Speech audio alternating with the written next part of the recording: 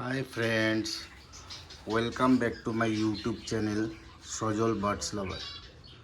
আজকে প্রচণ্ড গরম। এখন আমি রাত্রেবেলা পাখির ঘরে আসলাম আপনাদেরকে আমার ফাউন্টেন পিজিয়নগুলো যে আছে তাদের বর্তমান কি পজিশন আছে সেটাই দেখাবো বলে ভাবলাম। কীভাবে ওদেরকে আমি রেখেছি আমার খাঁচায় সেটাই শেয়ার করব। দেখুন মেলটা কি সুন্দর পাখ মেলে ঘোরাঘুরি করছে, আর ফিমেলটা সুন্দর ওদের নেস্ট বক্স যেটা দিয়েছি আমি ওটার উপরে বসে আছে। ওরা খুব শান্ত, বেশি দৌড়াদৌড়ি এসব কিছু সেরকম কিছু নেই ওদের। ক্যামেরা দেখেও সেরকম কিছু ভয় ঠয় পায় না। দেখুন ওদেরকে আমি একটা বড় মাটির পাত্র দিয়েছি, ওটাতে অল্প ঘাস পোয়াল দিয়ে দিয়েছি, ওটাতে ওরা বসে।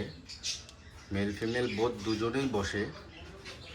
আর ওদের খাঁচায় আমি দিয়েছি খাওয়ার জন্য, দেখুন ডাল।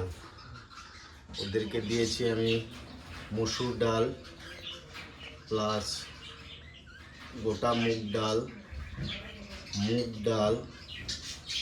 ওরা ডাল জাতীয় খাবার বেশি খায়। আর সাথে ওদেরকে দিতে হয় গ্রিট, যেটা আপনারা দেখুন স্ক্রিনে দেখছেন, এটাকে গ্রিট বলে।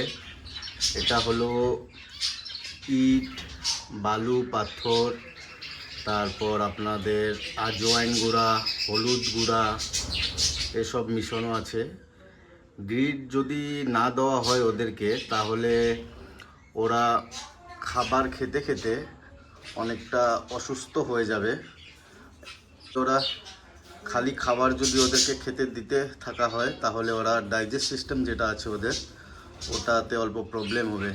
পায়রা জাতীয় যত পাখি আছে সবাইকে খাওয়ার সাথে গ্রিট দিতেই হয়। পায়রাগুলো এখন বর্তমান খুবই ভালো আছে।